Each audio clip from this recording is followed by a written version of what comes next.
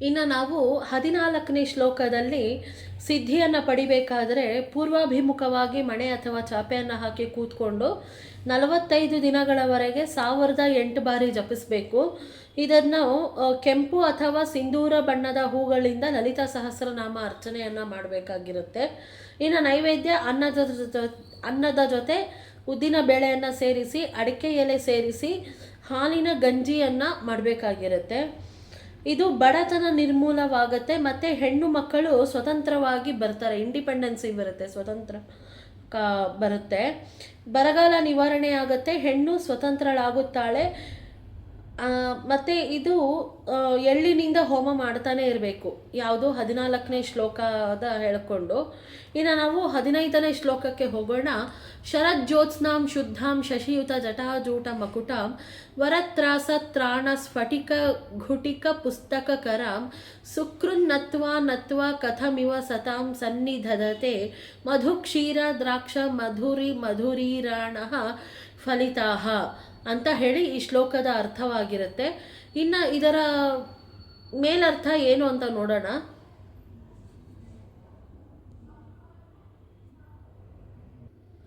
ಇನ್ನು ಈ ಶ್ಲೋಕದಲ್ಲಿ ಜಗದ್ಗುರು ಶ್ರೀ ಆದಿಶಂಕರಾಚಾರ್ಯರು ದೇವಿಯ ಜ್ಞಾನ ಸ್ವರೂಪವನ್ನು ವರ್ಣಿಸ್ತಾ ಹೋಗ್ತಿದ್ದಾರೆ. ದೇವಿಯು ಶರತ್ಕಾಲದ ಚಂದ್ರನ ಬೆಳಕಿನಂತೆ ಅತ್ಯಂತ ನಿರ್ಮಲವಾದ ಪ್ರಕಾಶವನ್ನು ಹೊಂದಿದ್ದಾಳೆ.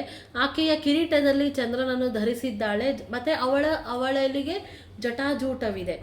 ಆಕೆಯ ಕೈಗಳಲ್ಲಿ ಅಭಯವನ್ನು ನೀಡುವ ಹಸ್ತ, ಭಕ್ತರನ್ನು ರಕ್ಷಿಸುವ ಹಸ್ತ, ಸ್ಫಟಿಕದ ಮಾಲೆ, ಜ್ಞಾನವನ್ನು ಸೂಚಿಸುವ ಪುಸ್ತಕವಿದೆ. ಇನ್ನು ಅಂತಹ ದೇವಿಯನ್ನು ಒಮ್ಮೆ ಕೂಡ ಭಕ್ತಿಯಿಂದ ನಮಸ್ಕರಿಸಿದರೆ ಆ ಭಕ್ತನಿಗೆ ದೊರೆಯುವ ಫಲವು ಜೇನು, ಹಾಲು ಹಾಗೂ ದ್ರಾಕ್ಷಿಯ ಮಧುರತೆಗಳು ಮೀರಿಸುವಷ್ಟು ಸಿಹಿಯಾಗಿರುತ್ತದೆ ಅಂತ. ಅಂದರೆ ಇದರ ಆಂತರಿಕ ಅರ್ಥ ಏನಿದೆ ಅಂದರೆ, ಜೇನು, ಹಾಲು, ದ್ರಾಕ್ಷಿ ಎಂಬುದು ಜ್ಞಾನ, ಶಾಂತಿ ಮತ್ತು ಆತ್ಮಾನಂದಗಳ ಮಧುರತೆ. At the end of the day ನಮಗೆ ಜ್ಞಾನ ಬೇಕು, ಶಾಂತಿ ಬೇಕು ಹಾಗೂ ಆತ್ಮಾನಂದದ ಮಧುರತೆ ಬೇಕು. ಸೊ ಇವು ನಮಗೆ ಸಿಗ್ತಾ ಹೋಗ್ತವೆ. ಇನ್ನು ಜಪಮಾಲೆ, ದೇವಿಯ ಕೈನಲ್ಲಿರೋ ಅಂಥ ಜಪಮಾಲೆ ನಮಗೆ ಏನನ್ನು ಸೂಚಿಸುತ್ತಂದರೆ ಸಾಧನೆ. ನಾವು ಏನಾದರೂ ಒಂದು ಸಾಧನೆಯನ್ನು ಮಾಡಲೇಬೇಕು. ಜಪದ ಮಾಲೆ ಇದನ್ನು ಸೂಚಿಸುತ್ತೆ. ಇನ್ನು ಪುಸ್ತಕವು ಜ್ಞಾನದ ಅಭಯ ಹಸ್ತ ಹಾಗೂ ಭಯದ ನಿವಾರಣೆಯನ್ನು ಸೂಚಿಸಿದ್ರೆ, ಅಭಯ ಹಸ್ತ ಭಯದ ನಿವಾರಣೆ, ರಕ್ಷಣೆಯ ಹಸ್ತ ದೇವಿಯ ಕೃಪೆ ಹಾಗೂ ಚಂದ್ರಪ್ರಕಾಶವು ಶುದ್ಧ ಚೈತನ್ಯವನ್ನು ಸೂಚಿಸುತ್ತೆ. ಇನ್ನು ದೇವಿಯ ನಿಜವಾದ ಭಕ್ತಿಯಿಂದ ಒಮ್ಮೆ ಕೂಡ ಒಂದೇ ಸತಿ ಶರಣಾದರೂ ಕೂಡ ಆಕೆಯ ಕೃಪೆಯಿಂದ ಜ್ಞಾನ ಮತ್ತು ಪರಮಾನಂದದ ಅಮೃತಮಯ ಅನುಭವವು ನಮಗೆ ದೊರೆಯುತ್ತದೆ ಅಂತ ಹೇಳಿ ಇಲ್ಲಿ ಹೇಳ್ತಾ ಇದ್ದಾರೆ.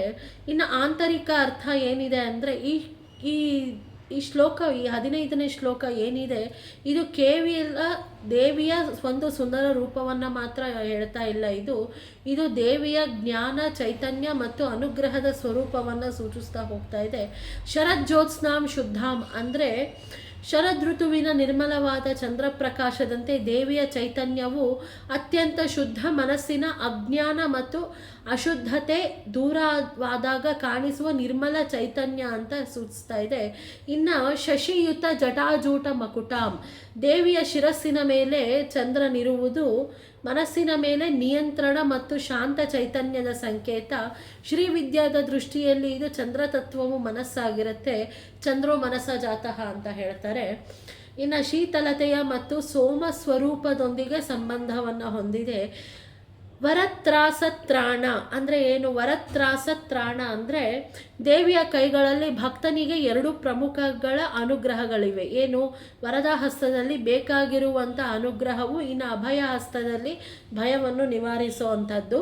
ಆದರೆ ದೇವಿಯ ಅನುಗ್ರಹವು ಕೇವಲ ಭೌತಿಕ ಸಂಪತ್ತಲ್ಲ, ಇದೊಂದು ಫಿಸಿಕಲ್ ಸಿಗೋವಂಥ ಶ್ರೀ ಅಲ್ಲ.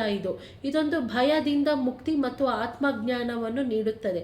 ಇನ್ನು ಸ್ಫಟಿಕ ಘುಟಿಕ ಅಂದರೆ ಸ್ಫಟಿಕ ಮಾಲೆ, ಇದರಿಂದ ನಮಗೇನಂದರೆ ಪಾರದರ್ಶಕತೆ, ಟ್ರಾನ್ಸ್ಪರೆನ್ಸಿ, ನಮ್ಮ ಮನಸ್ಸು ಅಷ್ಟು ಟ್ರಾನ್ಸ್ಪರೆಂಟಾಗಿ ಇರಬೇಕು ಮತ್ತು ನಿರ್ಮಲತೆಯ ಸಂಕೇತ, ಅಷ್ಟು ನಾವು ನಿರ್ಮಲ್ಯವನ್ನು ಹೊಂದಿರಬೇಕು.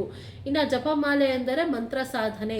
ಶ್ರೀವಿದ್ಯೆಯಲ್ಲಿ ಮಂತ್ರವು ಕೇವಲ ಪದಗಳಲ್ಲ, ಅದು ಶಕ್ತಿಯ ರೂಪ. ಆದ್ದರಿಂದ ದೇವಿಯ ಕೈಗಳಲ್ಲಿರುವ ಜಪಮಾಲೆ ಮಂತ್ರಶಕ್ತಿ ಮತ್ತು ಸಾಧನೆಯ ಮಾರ್ಗವನ್ನು ಸೂಚಿಸುತ್ತೆ. ಇನ್ನು ಪುಸ್ತಕಕರಾಂ, ಪುಸ್ತಕವನ್ನು ಹಿಡಿದಿರುವ ಕೈ, ಇದು ವಿದ್ಯೆ ಮತ್ತು ಜ್ಞಾನದ ಸಂಕೇತವಾಗಿರುತ್ತೆ. ಇನ್ನು ಮಂತ್ರ ಸಾಧನೆ ಮನಸ್ಸಿನ ಶುದ್ಧೀಕರಣ, ಜ್ಞಾನ, ಆತ್ಮಾನುಭವ ಎಂಬ ಒಳಗಿನ ಪ್ರಯಾಣವನ್ನು ಈ ರೂಪಗಳಲ್ಲಿ ಸೂಚಿಸುತ್ತವೆ. ಮಧು ಕ್ಷೀರ ದ್ರಾಕ್ಷಾಯ ಆಂತರಿಕ ಅರ್ಥ ಏನಿದೆ ಅಂದರೆ, ಶ್ಲೋಕದ ಕೊನೆಯಲ್ಲಿ ಜೇನು, ಹಾಲು ಹಾಗೂ ದ್ರಾಕ್ಷಿಯ ಮಧುರತೆಗಳು ದೇವಿಯ ಅನುಗ್ರಹದ ಫಲ ಹೆಚ್ಚು ಮಧುರ ಎಂದು ಹೇಳಿದ್ದಾರೆ. ಇದು ಮಧು, ಭಕ್ತಿ, ಆನಂದ, ಜ್ಞಾನದ ಘೋಷಣೆ ಹಾಗೂ ಅನುಭವದ ಮಧುರತೆಯನ್ನು ಹೋಗುತ್ತದೆ. ಅಮ್ಮನನ್ನು ಕೇವಲ ಒಂದೇ ಒಂದು ಸತಿ ನಮಸ್ಕರಿಸಿದ್ರೆ ಸಾಕು ಎಂಬುದನ್ನು ಬಾಹ್ಯವಾಗಿ ಅರ್ಥ ಮಾಡಿಕೊಳ್ಕೋಬಾರ್ದು ನಾವು. ಇಲ್ಲಿ ನಮಸ್ಕಾರ ಎಂದರೆ ಅಹಂಕಾರವನ್ನು ದೇವಿಯ ಪಾದಗಳಲ್ಲಿ ನಮ್ಮನ್ನು ನಾವೇ ಸರೆಂಡರ್ ಮಾಡಿಕೊಳ್ಳುವಂಥದ್ದು. ಅಹಂಕಾರ ಕಡಿಮೆಯಾದಾಗ ಮನಸ್ಸು ಶುದ್ಧವಾಗುತ್ತದೆ, ಜ್ಞಾನ ಬಂದು ಉದಯವಾಗುತ್ತದೆ. ಇನ್ನು ಭಯವನ್ನು ದೂರ ಮಾಡಿ ಕೊನೆಯಲ್ಲಿ ದೇವಿಯ ಅನುಗ್ರಹದಿಂದ ಆತ್ಮಾನಂದದ ಮಧುರತೆಯ ಅನುಭವವನ್ನು ಉಂಟಾಗುತ್ತದೆ. ಇಲ್ಲಿ 14ನೇ ಶ್ಲೋಕ ದೇವಿಯ ಪಾದಗಳ ಷಟ್ಚಕ್ರ ಮೇಲಿರುವ ಶಕ್ತಿಯಾಗಿ ಬರುತ್ತದೆ. ಇನ್ನು 15ನೇ ಶ್ಲೋಕ ಅದೇ ದೇವಿಯ ಜ್ಞಾನ ಮತ್ತು ಅನುಗ್ರಹದ ರೂಪ ನಮಗಿಲ್ಲಿ ತೋರಿಸ್ತಾ ಇದ್ದಾರೆ. ಸೊ ಇದನ್ನು ನಾವು ಇದರದ್ದು ಸಾಧನೆ ಏನು ಮಾಡಬೇಕು ಅಂದರೆ, ಬಂಗಾರದ ತಗಡು ಅಥವಾ ಬೆಳ್ಳಿಯ ಪಾತ್ರೆಯಲ್ಲಿ ನೀರು ಹಾಕಿ ಈ ಯಂತ್ರವನ್ನು ಬರೆಯಬೇಕು. ಅಂದರೆ ಕೈನಲ್ಲಿ ಅದನ್ನು ಮ್ಯಾನಿಫೆಸ್ಟ್, ವಾಟರ್ ಮ್ಯಾನಿಫೆಸ್ಟ್ ಮಾಡ್ತಾರಲ್ಲ, ಇದೊಂದು ವಾಟರ್ ಮ್ಯಾನಿಫೆಸ್ಟ್ ಟೆಕ್ನಿಕ್ ಥರ ಹೇಳ್ತಾ ಇದ್ದಾರೆ. ಪೂರ್ವಾಭಿಮುಖವಾಗಿ ಕೂತ್ಕೊಂಡು ಮೇಲೆ ಚಾಪೆ ಮೇಲೆ ಕೂತ್ಕೊಂಡು ಈ ಮಂತ್ರವನ್ನು 45 ದಿನಗಳ ಕಾಲ 1000 ಬಾರಿ ಜಪ ಮಾಡಬೇಕು. ಇದು ಸಿದ್ಧಿ ಆಗಬೇಕು ಅಂದರೆ ಬಿಳಿ ಹೂಗಳಿಂದ ಸರಸ್ವತಿ ಅಷ್ಟೋತ್ತರ, ಕೆಂಪು ಹೂಗಳಿಂದ ಲಲಿತಾ ಅಷ್ಟೋತ್ತರ ಮಾಡಿದ್ದೆ ಆದರೆ ಕವಿಗಳಿಗೆ ಊಹಾಶಕ್ತಿ, ರವಿಯನ್ನು ಕಾಣೋದು ಯಾರು ಕಾಣ್ತಾರೆ? ಕವಿಯೂ ಕಾಣ್ತಾನೆ. ಸೊ ಅದನ್ನು ಅವರ ಊಹಾಶಕ್ತಿ ಹೆಚ್ಚುತ್ತದೆ ಹಾಗೂ ನಾವು ಶುದ್ಧ ಜ್ಞಾನದ ಬೆಳಕಿಗೆ ಬರ್ತೀವಿ ಅಂತ ಇದರ ಫಲ ಕೊಡುತ್ತೆ. ಇನ್ನು ನೈವೇದ್ಯ ಅನ್ನದ ಜೊತೆಗೆ ಜೇನುತುಪ್ಪ, ಕಲ್ಲು ಸಕ್ಕರೆ, ಹಣ್ಣುಗಳನ್ನು ಸೇರಿಸಿ ನೈವೇದ್ಯವನ್ನು ಮಾಡಬೇಕಾಗಿರುತ್ತೆ. ಉತ್ರಾಣಿ ಕಡ್ಡೆಯ ತುಪ್ಪದ ಅನ್ನ, ಜೇನುತುಪ್ಪಗಳಿಂದ ಹೋಮ ಮಾಡಬೇಕಾಗಿರುತ್ತೆ. ಸೊ ಇಷ್ಟು ಕೂಡ ಇದು ಕಾಮೇಶಿ ದೇವಿಯ ಮಂತ್ರವಾಗಿರುತ್ತೆ, 15ನೇ ಶ್ಲೋಕ. ಸೊ ಇದನ್ನು ನಾವು ಎಷ್ಟು ಶುದ್ಧ ಮನಸ್ಸಿನಿಂದ ಈ ಶ್ಲೋಕಗಳನ್ನೆಲ್ಲ ಮಾಡ್ತಾ ಇರ್ತೀವಿ ಅಷ್ಟು ಶುದ್ಧವಾಗಿರುವಂಥ ಫಲಗಳು ನಮಗೆ ದೊರೀತಾ ಹೋಗ್ತವೆ ಅಂತ ಹೇಳ್ತಾರೆ. ಶ್ರೀ ಮಾತ್ರೇ ನಮಃ.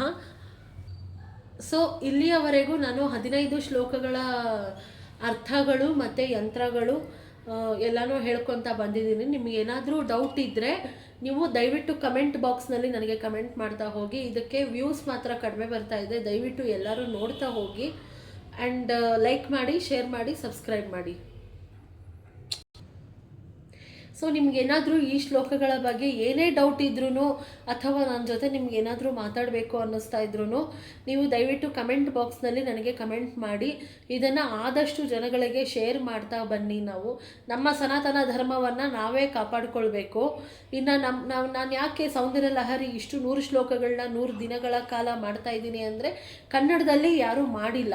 ಸೊ ಅದಕ್ಕಾಗಿ ಇದು ನನ್ನ ಮೊದಲನೇ ಪ್ರಯತ್ನ ಆಗಿರೋದ್ರಿಂದ ದಯವಿಟ್ಟು ಎಲ್ಲರೂ ನಿಮ್ಮ ಕಮೆಂಟ್ಗಳ ಮೂಲಕ ಎಂಕರೇಜ್ ಮಾಡಿ. ಸೊ ಲೈಕ್ ಮಾಡಿ, ಶೇರ್ ಮಾಡಿ ಹಾಗೂ ಸಬ್ಸ್ಕ್ರೈಬ್ ಮಾಡಿ, ಕಮೆಂಟ್ ಮಾಡಿ ಮೇಯ್ನಾಗಿ. Thank you. ಶ್ರೀ ಮಾತ್ರೇ ನಮಃ.